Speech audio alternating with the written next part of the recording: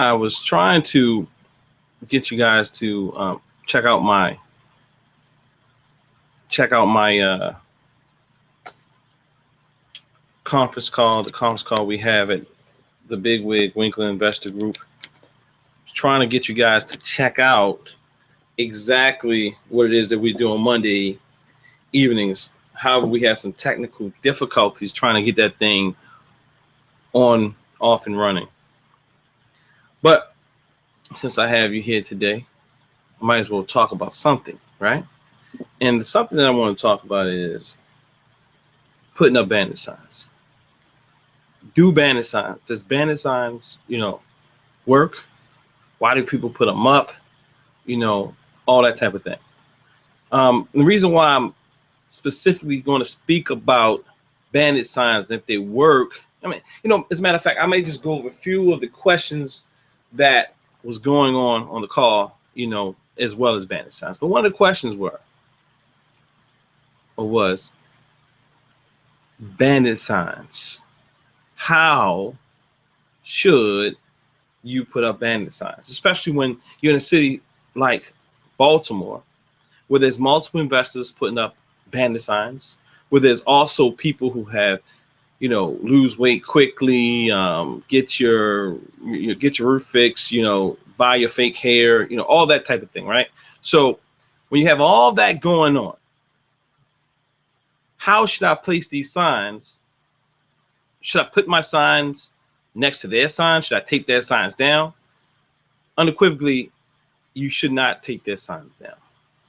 That is a no-no in the real estate investing arena. A few reasons why. One, it's just unethical. There's a code of ethic in the real estate investing arena that says that no one should take down anyone else's advertising. No one should take down anyone's bandit sign. And again, why do people put bandit signs up? I'm going off the cuff, so stick with me. It may seem a little unorganized, but just stick with me. You understand? So why do people put bandit signs up? We put up bandit signs, and people put up bandit signs because bandit signs simply work. Bandit signs work. Do bandit signs work? Yes, they work. So how do I know this? I'm going to tell you. I've built my first year in real estate unequivocally a very large, substantial income off of bandit signs alone before I did anything else. Now, I should let you know that bandit signs in certain cities, in certain states, in certain places are not necessarily looked at well. The city may or may not fine you. But particularly here in Baltimore or, in other cities like Baltimore, you can get fined for putting up bandit signs. And there's measures to putting up bandit signs to kind of alleviate some of the potential threat. Now, one of the things is by getting a number from a service. I won't name any on this particular video, but you can hit me up below this video and I'll get with you and answer that question. Start some questioning on the board. But there's services out here that can assist you with making yourself anonymous, so that if someone calls you, like the city, someone who's trying to catch you for putting out a bandit sign, you basically make yourself anonymous. There's also some other things you can do. But some things you should do. You should never tell them your whole name. You should never tell them your first and last name when you answer the call. You should never, you shouldn't do that. Just give them your first name. As a matter of fact, give them your nickname, something like that, until you realize these people are very serious people. There may be some fear that when you get to the house, they may set you up. I've never had that happen before.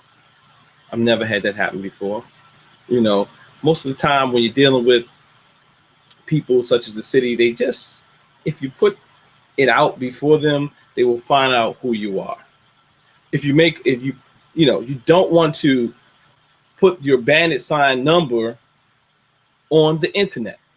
So what I'm saying is, if you have a sign that you put outside, if you have a sign and you put it outside on the pole or on the ground, you do not want to take that same number and attach it to anything online, because all they have to do is Google the number and it will attach it with whatever else you have online. So if you put it on Facebook and you have a company name there, they will find you, and then they will find you. If you put it on your Facebook page, or your website or any other online platform, and it has your name connected to it, you will get fined. I'm telling you right now. If you want to connect it to something, make sure it's anonymous source. There is a way that you can do that as well. And if you want to know how you can do that, under this video, go to the comment section and put it in. We can have some dialogue about that. And in fact, if it gets too extensive, I may take a call from you or give you a call, or whatever. But you definitely don't want to get caught doing that. However, how do I know that you can get caught by putting your number and attach it to a social media platform? Ask me how I know. That's what I'm saying, right?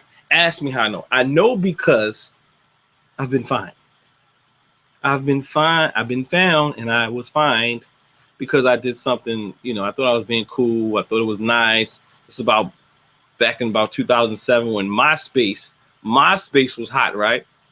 I thought I was cool. I put my 800 number on MySpace. The next thing you know, I got these fines in the mail that said $150 a piece. They were about, 10 to 20 of them. You understand? Now, so that's $2,500, right? That I was fined. Now, but the thing was, it was my mistake. But I also want to let you know this. And during that time, did it stop me from putting up Bandit signs? No, it didn't. Why? Because I was making too much money to stop putting up Bandit signs. $2,500, even $10,000 at that time. It wouldn't have stopped me, because it was just a drop in the bucket to what you can make in real estate and what you can make off those real estate transactions. In fact, politicians also get fined for putting up these signs. People get fined. If you can get found or they can find you, they will fine you. Just understand that. But you have to weigh the odds. For me, back then, when I was actually out there putting up signs, it didn't bother me, because the potential income was better than the actual fine. So again, if you make 6 figures and you get found and fined, let's say $5,000 for the year, and you made 6 figures, that's just a cost, operating expense. And guess what? The city knows that. They know that. They really like you putting them out because they want to get a piece of that. Now, there's places where you can actually get permission to put out Bandit signs. Just check in your city to see if you can get a sticker, zoning code enforcement or zoning's permission to put the sign out. Just make sure you can put it out. So again, one of the questions on tonight's call was, should I take down other people's signs? Never take down the signs. Also, what the other question was, what should we do if the corner is saturated with signs? Should I not put my sign up? Should I put my sign up? Should I take someone's signs down? That was the question. We already got that out of the way. Don't take anyone's signs down, because you don't want to get in a war against other people for taking down their signs. And you also, because then you'll be going back and forth. We don't want the gang thing, okay? We're getting into, real estate investing and all these other things, not to be gangsters, right? So essentially you basically want to put your sign up. If there's another sign there, should you put it there? Yes, put it there. If there's, because they have roofing signs, they have hair signs, like I said earlier, they have all this lose weight fast type of signs. And even if there's a competitors, we buy houses signs, I buy houses, Jerry buy houses, or whatever, you still can put the sign up. I've done it plenty of times in the past and still got plenty of business. It's, the thing is, it's not necessarily about the competitor. It's about how do you set yourself apart from that competitor. You have to be professional.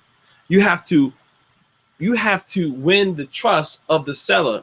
You also have to realize that there's a lot of wannabe investors out there. There's a lot of wannabe wholesalers out there.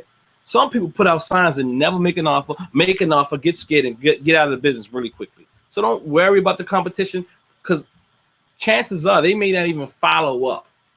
That's one thing I learned. They may not even follow up. In most cases, this is what what happened. They don't follow up on the sign. They don't follow up on the calls. They don't go to the house. And another thing is, it's about answering your phone. If you can answer your phone, you can get the appointment quicker.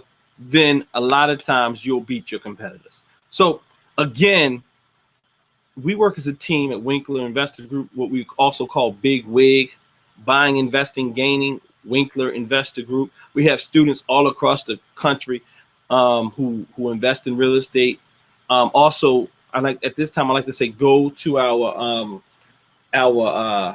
website at winklerinvestorgroup.com, winklerinvestorgroup.com, and you can get more information. There's more videos. There's a lot that you can learn on our website. We have the forms, we have documents, we have the contracts, we have we have almost everything you can think of that can help you get started in the business. So back to these bandit signs. Again, bandit signs simply work. They're one of the most highly effective marketing tools as it relates or pertains to real estate investing, getting properties under contract. I'm telling you, if you never tried them, they work. Now, another way you can do this, which can help you out, is you should put your signs up on Friday evenings, right? You should put your signs up on Friday evenings, because this is when the code enforcement goes in. The city or county code enforcement goes in. So when they go in after 5 o'clock, in most cases, in most cities and counties, you want to put your signs out. A lot of times people put them out late at night, and then on Sundays, you take these signs down. So you put them out on Friday evenings and take them back up on Sunday evenings. How many should you put out? I mean, I put up hundreds of signs at a time. I suggest no less than 50 signs. But how should I place the signs? I say you should, from my experience, you should canvas the area. You should canvas the area. So hit it really hard and target it. Put signs at every street light, every corner. If there's four corners on each, if there's I don't know what you call this, but there's an intersection. Yes. If there's an intersection, a very busy intersection, then basically what you want to do is put a sign on each corner. Now, what I see some people do, they make a mistake. If I'm driving up the street, you see my hand, I want the actual sign. I'm telling you, put the sign over here to the right, so that I can look at it, the sign, while I'm in my car and it's close to me. And as well, there may be a medium strip, so you can put one there. So if there's a medium strip, you can actually put 1, 2, 3, 4, 5, 6, 7, 8 signs up. That's the most you can put up, about 8 signs, because you can put signs in the medium going both ways and put signs on the corners, on the poles, or on the side strip, on the sidewalk strip. Put a sign there with a step stake. But don't worry. You can put signs at busy intersections. Put signs where there's stoplights. Don't put signs in the middle. Put the signs at stoplights and stop signs, because you want people to be able to stop. Also, you don't want to put too much information on the sign. You don't want to put a whole paragraph on the sign. You want to make sure that the sign is readable. The letters are large enough. You want to make sure the person can see the number. You can get them pre-printed, or you can buy them. Off of buy them from a company. Now ask me. See, I won't give you the company's name because I have very good hookups, very good place where you can get signs. Especially if you're here in Baltimore, I have a really good hookup for you. So if you're not Baltimore, Maryland, or anywhere near DC, Pennsylvania, Philadelphia, wherever, New York, I have a very good places you can get signed from. But I also have some online sources for you if you're not in that geographical location or geographical area. So you want to canvas the areas. You want to canvas the area. You don't want to go from one community to the next. You want to kind of get this community completely filled with signs. And you want to go to the next community. You want to cover a geographical location. No less than 50 signs. I'm telling you, in most cases, if you put up more than 50 signs, your phone will ring to the anonymous number. And you also can record the calls. Then there's a form that you can get while you ask the questions. Go to our website. Go to our website, winklerinvestorgroup.com. Go to winklerinvestorgroup.com. And what you'll get from there is the questions that we ask everyone who calls our signs. Everyone who calls or goes through our internet advertising. Everyone who calls through our through our yellow letters or whatever advertising. You ask the person these questions. And the reason that you ask the people these questions is that it helps you filter out those who are necessarily not candidates. So again, Bandit signs work. Take it from me. If you have any questions, go ahead, drop me a line, and I'll answer your question. Peace and blessings, and you have a great day. Thank you.